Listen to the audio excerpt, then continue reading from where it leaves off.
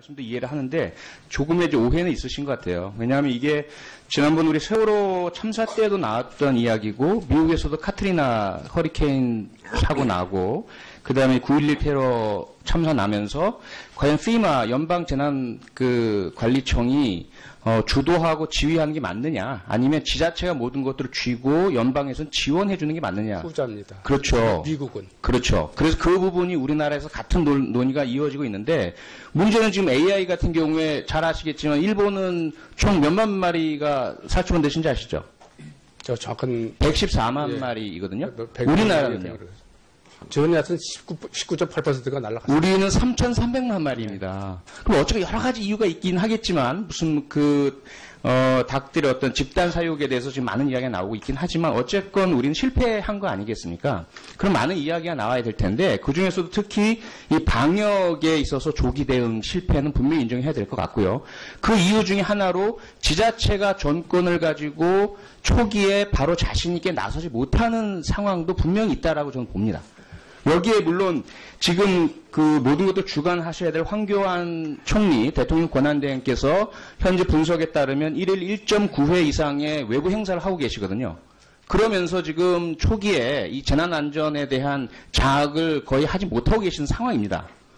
아시겠지만 지금 북한에서 올해 처음으로 탄도미사일 발사해서 500km를 날아와가지고 상당히 위협을 하고 있는데, 이 부분도 지금 고체연료로 사용하는 바람에 전혀 사전 탐지 못한 거 아니겠습니까? 물론 이건 국방의 문제이긴 하지만 국민안전 차원에서 보자면, 만약에 이게 잘못해서 우리 주민들 살고 계신 곳에 떨어진다든지, 또는 꼭 그렇진 않다 하더라도 이로 인한 패닉이 발생을 해서 여러 가지 부가적인 안전 위해 요소가 생긴다든지 하면, 아까 업무보고 때 말씀하신 선제적 대응이 반드시 있어야 되는 거 아니겠습니까? 그런데 현재 총리 개혁을 기대할 수 없는 상황이에요. 그러면은 국민안전처 장관께서 지금 이 정부 상태가 정상화되기까지는 국가안전, 국민안전 부분은 모두 다 장관님 책임이다라는 인식을 가지고 계셔야 하고, 여기서 문제가 있다는 것에 대한 이야기가 오면은 좀 감정적 반응보다는 좀 수용과 개선을 위한 고려가 필요하시다는 말씀을 꼭 드리고 싶습니다. 당연합니다. 네, 그래서 앞서 살짝 지적이 있었지만 이 북한 미사일 발사 때도 NSC 소집이 없었습니다. 그렇죠? 했습니다. 상당히 늦게 했죠. 초기 8시간 반 동안 전혀 대응이 없었고 총리는 보고를 받지 못했습니다. 이미 이건 언론에서 확인된 사안입니다. 그 다음에 AI 구제역 마찬가지로 사실 이게 제대로 대응하려면 중대본에서 선제 대응, 그렇죠? 하셔야 되잖아요. 근데 현재 중대본에 이 가축 전염병 관련한 부서 담당자가 와 있습니까? 농축산부에 와 있습니다. 농축산부 관계자 와 있습니까? 그렇습니다. 예, 그러면 그분과의 연계 협력을 통해서 지자체에 빠르게 지원이 이루어져야 되거든요. 그런데 현재 손철호 의원님도 말씀하시면 저도 확인하고 파악한 게 뭐냐면, 경기도 안성 오산 지역에서도 철새가 다녀간 흔적이 있고 확인돼서 감염 일반인 통제 제한 구역을 설정된 곳에 전혀 경비가 없어요. 그래서 산책하시고 조깅하시는 분들이 막 왔다 갔다 하시면서 그분들에 의해서 또다시 전염병 세균이 바이러스가 다시 이전되는지 여부도 전혀 확인이 안 되고 있는 상황이거든요. 이런 상황이 왜 벌어졌는지를 생각해 볼 때 결국 가장 일선에서 가장 빨리 가장 열심히 대응하고 계시고 하셔야 할 지자체의 많은 지원이나 혹은 자신감이나 또는 스스로의 독자성이 좀 부족하지 않느냐라는 지적은 분명히 있습니다. 어떻게 생각하십니까? 아까 FEMA를 말씀하셨는데, 네. 미국은 모든 게 스테이트에서 이제 지방 저기서 하지 않습니까? 근데 우리나라는 말씀하셨지만 이제 재정 여건이나 행재정적인 여건이 별로 좋지가 않기 때문에 어쨌든 현재 좀 부족한 건 인정하시는 거죠, 그렇죠? 부족하죠. 어떤 말씀 드리고 싶냐면, 네. 현재 지금 장관님께서는 3년 가까이 현재 국민안전처 신설 때부터 계속 장관을 하고 계시잖아요. 네. 그러면 이후에 조기 대선이 있는지 여부에 따라서 정권 교체가 이루어지고 바로 국민안전에 대한 조직 개편 문제도 대두가 될 거고요. 지금 중앙소방본부장님도 나와 계시고 해경경비본부장님도 나와 계시지만 지속적으로 진선미 의원님도 제기하신 것이 이 두 본부의 독립청으로서의 독립 문제입니다. 이 부분을 포함해서 과연 실제 집행부서를 어떻게 운영할 것이냐, 국민안전처는 과연 존속할 것인가, 국민안전처가 만약 존속한다면 그 기능은 무엇이어야 할까, 정책과 계획과 그 다음에 컨트롤 타워로서의 또 지원 기능, 이 부분을 가지고 계시고 집행은 전부 다 놔주는 것이 낫지 않느냐.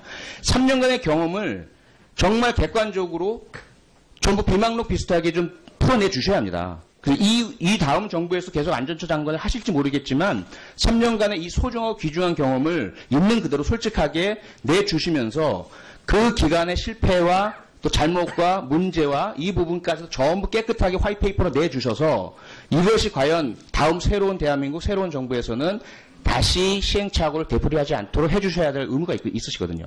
의원님. 네. 그래서 제가 생각하는 거는 지금 현직 장관이 있기 때문에 말씀을 안 드리지만은 제가 장관 끝나는 날 네. 제가 어느 자리에서든지 네. 물어보는데 제가 느낀 거 또 발전 방향 이거는 가감없이 진짜 대한민국을 위해서 제가 말을 할 겁니다. 고맙습니다. 꼭 좀 부탁드리겠습니다. 두 가지만 간단히 또 짚어드릴 게 있는데요. 하나는 지금 그 소방관 여러분들에 대한 그 사기 문제를 제가 여러 번 말씀드렸지 않습니까?